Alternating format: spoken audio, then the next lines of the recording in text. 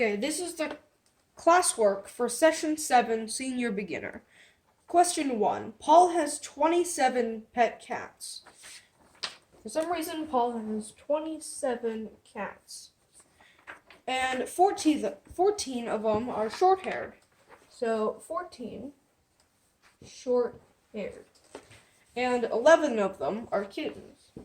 11 kittens. And 5 of them are long-haired adult cats. So 5 of them are long-haired adults. So they're both long-haired and adults. How many of them are short-haired kittens? So if he has 27 cats, and 5 of them are long-haired adults, then we can write it like this. So we've got a Venn diagram. So this is short-haired, and this is kittens. So we've got the short-haireds and the kittens. So there are 14 short-haireds and 11 kittens. And 5 of them are long-haired adults, which means 22 of the 27 will be somewhere in this diagram. Which means that if there are 14 short-haireds and 11 kittens, then we can add 14 plus 11, which is thus equal to 25, which means we overcounted 3, which means that 3 of them will be, exactly 3 of them will be short-haired kittens. Because if none of the short-hairs are kittens, then that would mean there would have to be 25 cats. But there are only 22, which means there has to be 3 duplicates between the short-haireds and the kittens. So the answer to question 1 is 3.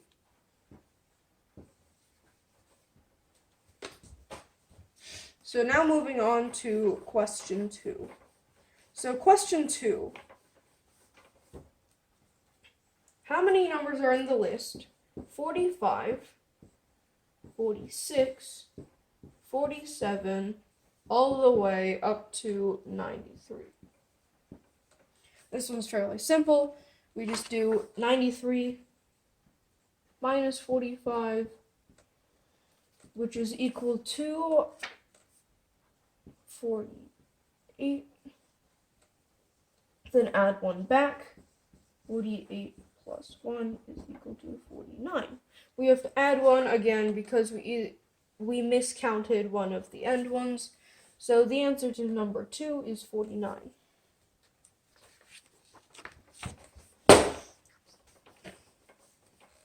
Okay, moving on. Question 3. There are 220 students in my school. 220. Question 3. There are 220 students in my school. 70 of them took French. So 70 took French. 140 of them took Spanish. 140 Spanish. And 23 of them took both languages. 23 are both French and Spanish. How many of the students took neither French nor Spanish? So we can do this again. A diagram. So, or you could do it with the Venn diagram, but that's the slower way. Or you could speed it up. So 70 plus 140 means that there are 210 people taking individual, 210 of, if you add the students that are in the French classes plus the Spanish classes, you get 210. However, 23 of them are double counted. So you have to subtract 23, and then you get 187. And then 187 students are taking French or Spanish. So out of the 220 minus 187, you get 33, which is your answer. So the answer to question 3 is 33 people. So now moving on to question 4. A board game spinner is divided into 3 regions labeled A, B, and C. So we've got spinner. So the probability of the arrow stopping on region A is 1/3. region A, 1/3. Region B is 1/2. B, A. And we're looking for what is the probability of the arrow stopping on region C. So if the total probability of everything, of it landing on one of them, because it has to land on one, is just, total is 1, minus 1/3 for A, minus 1/2 for B, because it can't land on either A or B, then it must land on C, is 1/6, which is our answer. So, now moving on to question 5. Allie, Bonnie, Carlo, and Diana are going to drive together to a nearby theme park. Got A, B, C, and D. And the car they are using has 4 seats. Driver's seat, front passenger, and 2 back passenger seats. So, the 2 back passenger seats. Bonnie and Carlo are the only ones who know how to drive this car. How many possible seating arrangements are there? So the driver can either be Bonnie or Carlo, which means it has 2 choices. And the front passenger seat would thus have 3, because it can't be, if Bonnie is chosen, then Bonnie can't also be in the front passenger seat. That wouldn't make any sense. So it's 2 times 3 times 2, because whoever is in the driver's and whoever's front passenger can't be in the back passengers, and 1 for the last one, which would mean that the total number of seating arrangements is 2 times 3 times 2, which is equal to 12.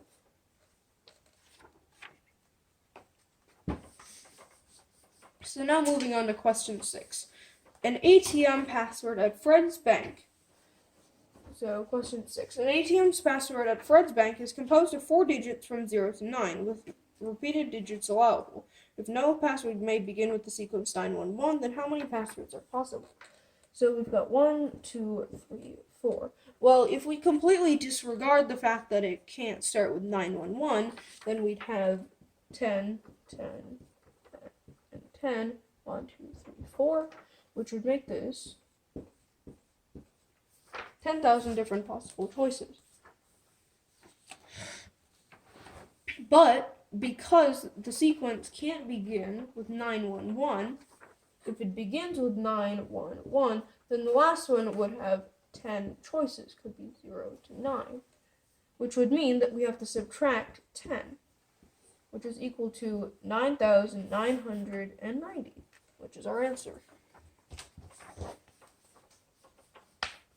Moving on.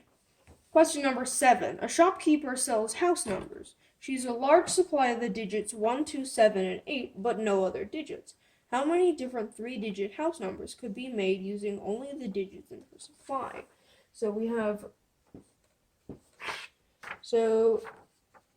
3-digit house numbers, but she only has 1s, 2s, 7s, or 8s, which means in each one, there's 4 possible choices. Because she has no other numbers, but as she has a large supply of those digits, it implies that she won't run out. And because this is a probability, it doesn't matter. So you've got 4 times 4 times 4, which is 64. Which is the answer for question 7. So now, moving on to question 8. Question 8 actually has 3 parts. Part A states, how many paths are there from A to D in the diagram as shown below? We can only travel in the direction of the arrows. So now let's draw the diagram. We've got A, B, we've got C, we've got D, and then F, H. So now that we've got all these, we also have E, and once we've got E, we've also got G.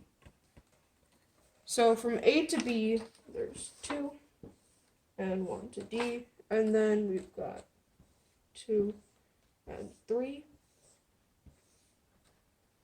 Also, none of these can you go back. So if you went to B, you can't go back to A. 2, then 3, then 2, then 1, and 1, and 1.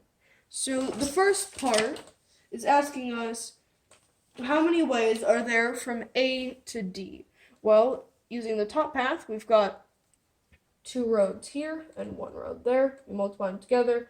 Using the top path, you've got 2. Using the bottom path, you've got 2 times 3, which is 6. 2 plus 6, total methods. So answer to part A is 8.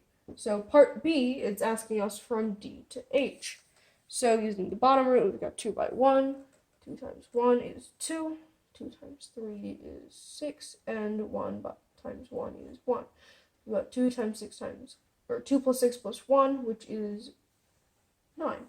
And C is thus asking us how many different ways are there to travel from A to H?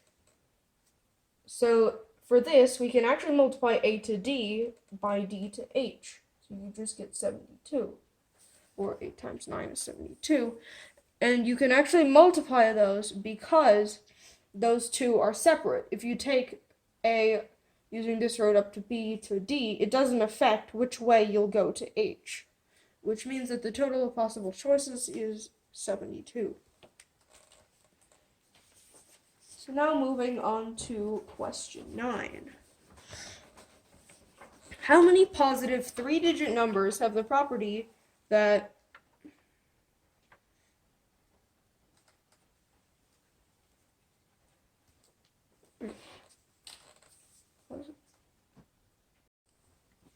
Question 9. How many positive 3-digit numbers have the property that the first digit is greater than or equal to the second? 3 times the second digit. So if we've got 4 cases, case 1, case 2, case 3, and case 4. So case 1 is that the second digit is 0. SD is 0. So with this, the first digit can be any number it wants, from 1 to 9. It can't be 0, because if it was 0, so I've got a 3-digit number, if it was 0, then it'd actually just be a 2-digit number, and it's a 3-digit number, so it can't be 0, so there's 9 choices. Middle one has to be a 0, then the last one can be anything it wants, so there's 10 choices. The 9 times 1 choice times 9 times 1 times 10, because the middle one has to be 0, is 90. So now moving on to case 2, second digit is 3. The second digit is 3, and this is, or actually, the second digit is 1. Second digit is 1, that would mean this has to be greater than or equal to 3, which would mean we've got 3, 4, 5, 6, 7, 8, 9, which would be 7 different choices. The middle one is only 1 choice, obviously, and the last one, again, can be anything it wants. So there are 70 total choices. So case 3, second digit is 2. Second digit is 2, has 1 choice again, but it has to be 6, 7, 8, or 9 this time for the first digit, which would mean there's only 4 choices and 10 choices for the back again, so 40. Case 4, second digit is 1, or second digit is 3, so we've got 3, and then the first digit has to just be 9, last digit can be anything it wants, so it's got 10. And it's asking us how many positive numbers do this. We got 90, 70, 40 plus 10, so 100, 110, so a grand total of 210 numbers.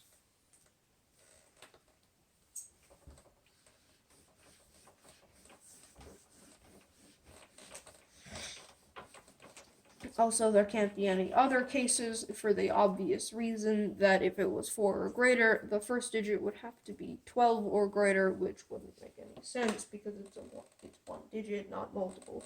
So now moving on to question 10. How many unique ways are there to arrange the letters in the word this? T-H-I-S. Question 10. So this one's actually fairly simple because all four letters are different, which means that for the first, so we've effectively got four spaces. First one has four choices, second one has three, then two, then one. Because the first one can either be a T, H, I, or S. Say, let's choose an I. Once you've chosen the I, you can't use it anymore. So the next one can only be T, H, or S. So let's go with T. Then this one can't be either the T or the S, or the T or the I, which means let's just go with the S. And then the last one has to be the H, which would mean there's 4 times 2 times 3 times 1, 24 different possible ways to arrange the letters in the word this, and that should be your answer. Moving on to question 11. How many ways can 7 people stand in a line? This is basically the same thing. Because all 7 people have to be different, then if you've got 7 people, 1, 2, 3, 4, 5, 6, 7, and then it's fairly simple. 7 times 6 times 5 times 4 times 3 times 2 times 1. And after you've done all that multiplication, you end up with 5,040. That's your answer.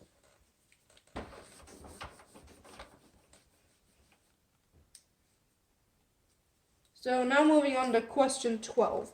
A club containing 8 members, so question 12, you've got 8 members, wishes to select a president, vice president, treasurer, and secretary. How many different arrangements are possible? Assume that one person cannot hold 2 positions. We've got 4 different spots. First one has 8 choices because it can be anyone. It's president, vice president, secretary, and treasurer. 8 people for the president, then we've got 7 people for the vice president. Since the president can't also be the vice president, that'd just be weird.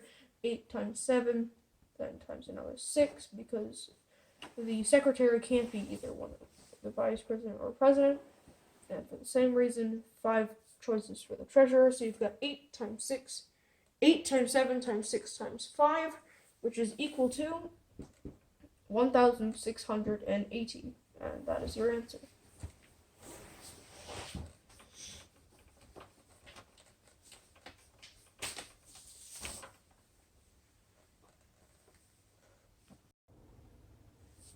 Question number 13. So, 2 dice are thrown. What is the probability that the product of the 2 numbers is a multiple of 5? So, we've got 2 dice. 1, 2, 3, 4, 5, 6. Then 1, 2, 3, 4, 5, 6. So, total number of ways to choose it is 36. It's just 6 times 6. So, if it is a multiple of 5, then if the first dice is chosen as a 5, then we've got 1, 2, 3, 4, 5, 6. It can be anything it wants. So if the first dice rolls a 5, then the next one can be anything it wants, which means that there are obviously 6 choices, because 1, 2, 3, 4, 5, 6. However, if the first dice is not a 5, so you can't use the 5 anymore, then it has 5 choices for this, but then the bottom has to be a 5. So you add 5 choices because you choose the 5 in the second dice, and then you've got 1, 2, 3, 4, 5 choices in the top one. This gets you 11 over 36, which is your answer.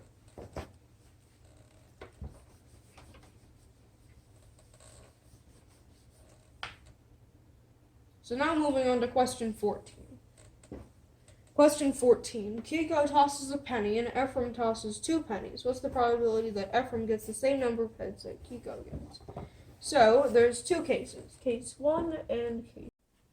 Question 14. Kiko tosses 1 penny and Ephraim tosses 2. What's the probability that Ephraim gets the same number of heads that Kiko gets? So, Kiko tosses 1 penny, so we've got 2 cases. Case 1 and case 2. Case 1 is that Kiko tosses a head. So Kiko gets heads. That Ephraim would have to also get 1 head. And as when you flip 2 pennies, you've got 4 possibilities. Heads, heads, heads, tails, tails, heads, and tails, tails. The probability of Ephraim getting just one head is half. And then Kiko getting a head is half. Again, if you multiply half by half, so case 1 is 1/4. So case 2, Kiko flips tails. So if Kiko flips a tails, that's half. And then Ephraim needs to flip no heads, which only happens 1/4 of the time. So Ephraim has 1/4 chance, which would mean that the total chance for case 2 is 1/8. 1/4 plus 1/8 is 3/8, which is the answer. To question 14. Now let's move on to question 15.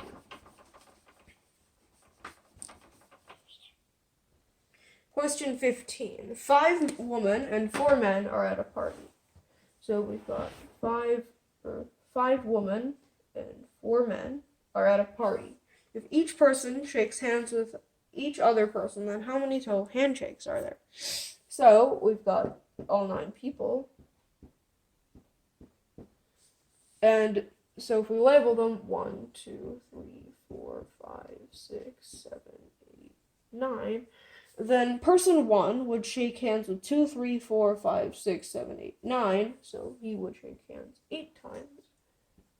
And because person 2 already shook hands with person 1, when person 1 shook hands with 2, then person 2 would shake hands again 1, 2, 3, 4, 5, 6, 7.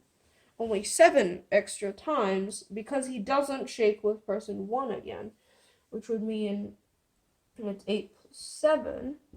Then person 3 follows the same pattern, not with 2 and 1, so it's 6 plus, you get the pattern all the way down to 1, where person 8 shakes hands with person 9. Person 9 never shakes hands with anyone else as extra because everyone already shook hands with them.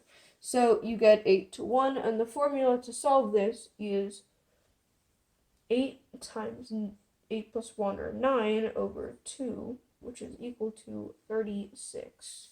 So the answer to the first part of question 15 is 36. However, the second part of the question states that no 2 men shake hands, which would mean that all 4 men, 1, 2, 3, and 4, do not shake hands with each other. But we can see from this diagram that with each line representing a handshake, and each of the people are the corners, that you've got 1, 2, 3, 4, 5, 6 more handshakes between the 4 men. Which would mean that we take this 36 number that we got in part 1, take the 36, and subtract 6 from the men shaking hands, and you get 30. Which is the answer to question 15. Now moving on to question 16. A fair coin is tossed 3 times. What is the probability of at least 2 consecutive heads? So we've got question 16. Fair coins tossed 3 times. What's the probability of at least 2 consecutive heads? So there are a few ways to write this out. And the ways to write this out is if there's 2 consecutive heads, got heads, heads, tails. Then you've got tails, heads, heads. Or just heads, heads, and heads. So if you've got heads, heads, tails, well, in total, there are 8 different possibilities if you flip a coin 3 times. So heads, heads, heads is one of them.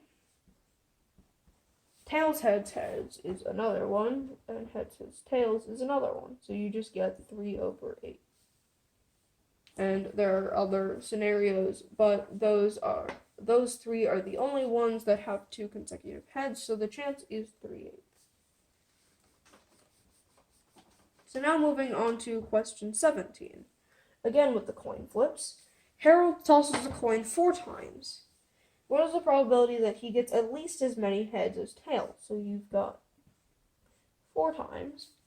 So he can either get 2 heads, 3 heads, or 4 heads. However, there's a simpler way to calculate this. The simpler way to calculate this is he can either get 1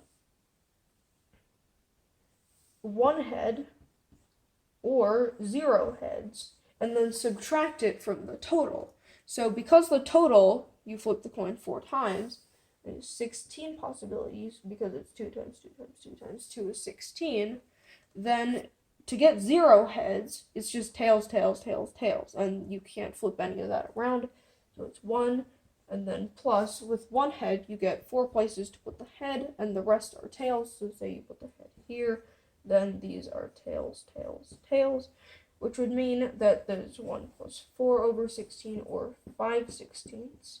However, this is just the part that we're not looking for. And we're actually looking for this portion, which is everything but that, which means we must take the 1, which is our total possibility, minus the 5/16. And from this, we get 11/16, which is our answer. Now moving on to question 18. Teams of 3 are taking part in a chess tournament. Each participant plays against each participant from each of the teams of 3 exactly once. Due to organizational reasons, no more than 250 games are allowed to be played. What is the maximum number of teams of 3 that can take part in the tournament? So, we've got teams of 3. So, if we've got team 1, team 2, team 3, and we've got 3 players from each. Put the team 3 up here.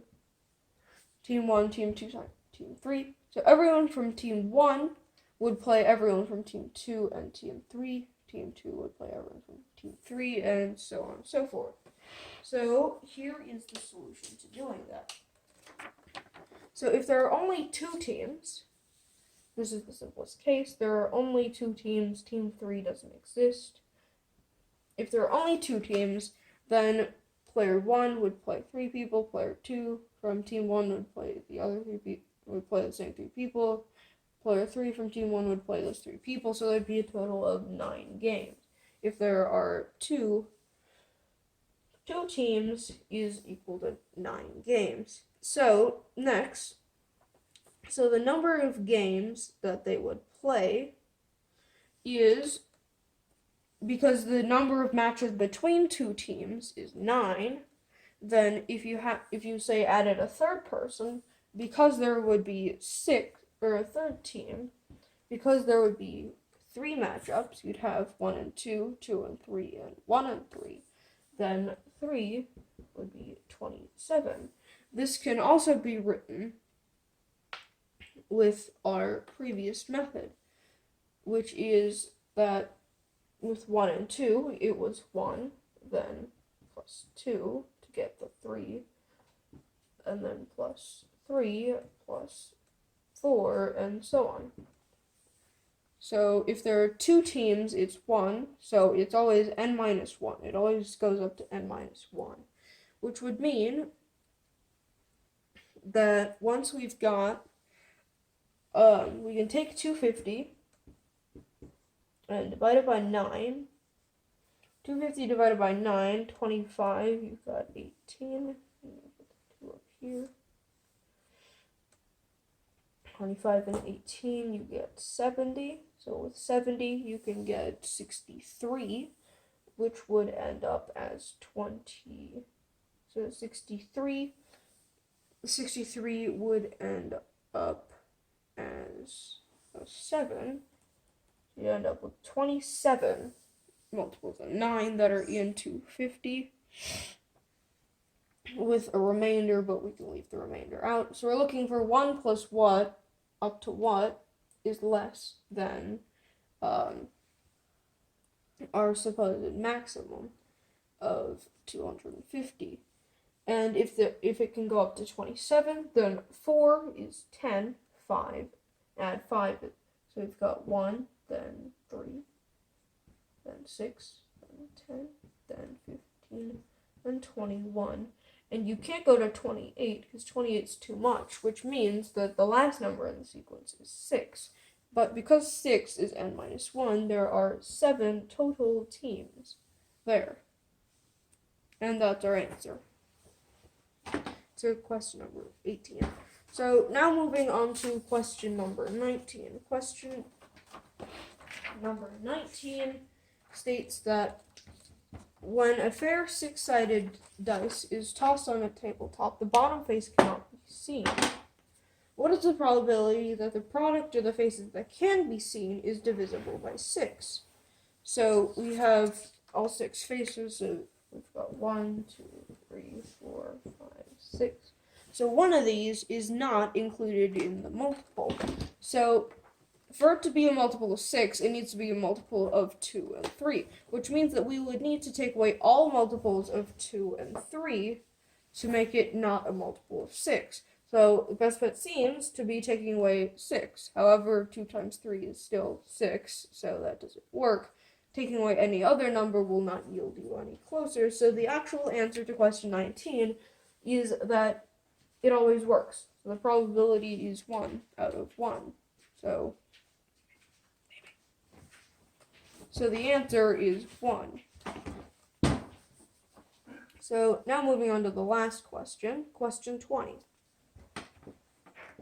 Question 20. Suppose a six-sided die is biased or loaded so that 3 appears twice as often as each other number, but the other 5 outcomes are equally likely. What's the probability that an odd number appears when we roll this dice? So we can actually write this as 1, 2, 3, 3, 4, 5, 6. Because 3 is twice as likely, we put it in there twice.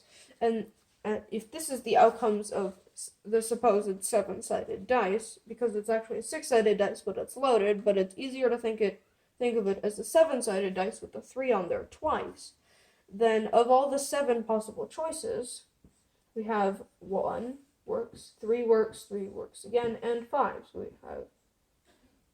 have 4 out of the 7 possible choices works, which means the answer is 4 over 7.